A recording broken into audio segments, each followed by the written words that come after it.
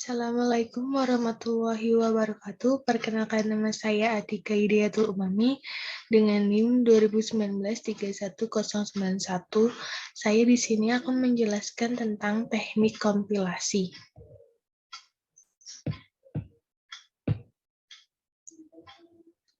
Teknik kompilasi ini dibagi menjadi dua, yaitu teknik dan teknik kompilasi. Untuk teknik itu adalah metode atau cara, dan kompilasi sendiri yaitu artinya proses menggabungkan serta menerjemahkan sesuatu source program menjadi bentuk lain. Teknik kompilasi atau metode atau cara dalam melakukan pembacaan suatu program yang ditulis dalam bahasa sumber, kemudian diterjemahkan ke dalam suatu bahasa lain yang disebut bahasa sasaran. Dan untuk compilernya sendiri yaitu mentranslatekan program dari high level programming language ke bahasa mesin.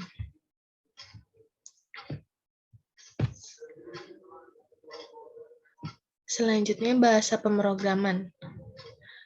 Bahasa pemrograman itu ada 4 tingkatan. Yang pertama yaitu ada bahasa mesin, yaitu memberikan perintah kepada komputer dengan memakai kode bahasa biner, contohnya 01101011110010.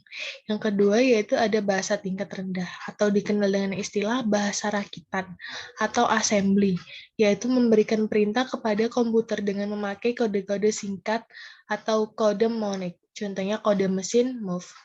Yang ketiga yaitu ada bahasa tingkat menengah, yaitu bahasa komputer, yang memakai campuran instruksi dalam kata-kata bahasa manusia. Contoh bahasa tingkat menengah yaitu bersifat simbolik. Contohnya bahasa C. Untuk bahasa tingkat tinggi yaitu bahasa komputer yang memakai instruksi berasal dari unsur kata-kata bahasa manusia. Contohnya begin, and, if, for, while, and or, dan sebagainya. Selanjutnya, bahasa pemrograman juga perlu dicatat bahwa istilah tingkat tinggi atau tingkat rendah itu relatif.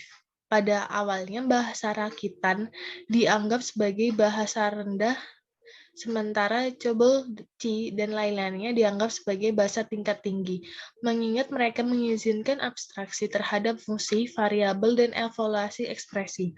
Akan tetapi, banyak programmer saat ini mungkin menganggap bahasa C sebagai bahasa pemrograman tingkat rendah, mengingat bahasa pemrograman tersebut mengizinkan akses memori secara langsung dengan menggunakan alamatnya, dan juga dapat menggunakan beberapa direktif bahasa rakitan.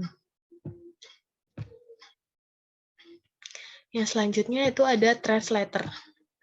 Translator adalah suatu program atau metode di mana program tersebut mengambil input sebuah program lain ditulis pada suatu bahasa program atau short language ke bahasa lain, yaitu object on target language. Macam-macam bahasa antara lain assembler, interpreter, dan compiler. Untuk yang pertama ini, di source code program ini, dia akan mentranslate dan akan menjadi target program. Jika dia error, dia akan kembali ke source program. Selanjutnya yaitu bahasa assembler. Assembler ini dibagi menjadi dua, yaitu source code dan object code. Untuk source code-nya sendiri yaitu adalah bahasa assembly, dan object code adalah bahasa mesin. Untuk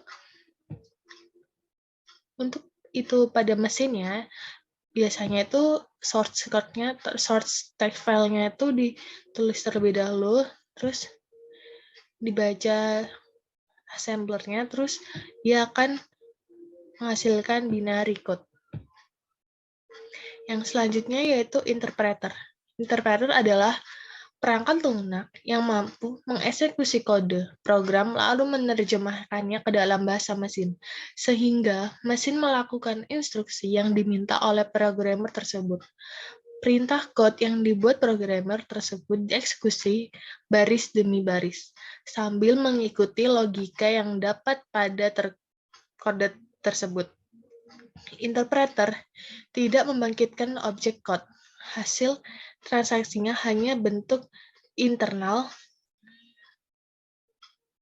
Contoh bahasa pemrograman yang menggunakan interpreter adalah PHP, ASP, Perl, dan biasanya di dalam bahasa pemrograman berbasis web. Yang selanjutnya itu ada compiler. Compiler ini dibagi menjadi 3, yaitu source code, object code, dan source code. Untuk source code-nya sendiri, yaitu adalah bahasa tingkat tinggi. Untuk object code-nya itu bahasa mesin atau bahasa assembly. Dan untuk source code-nya itu ada data dan proses berbeda.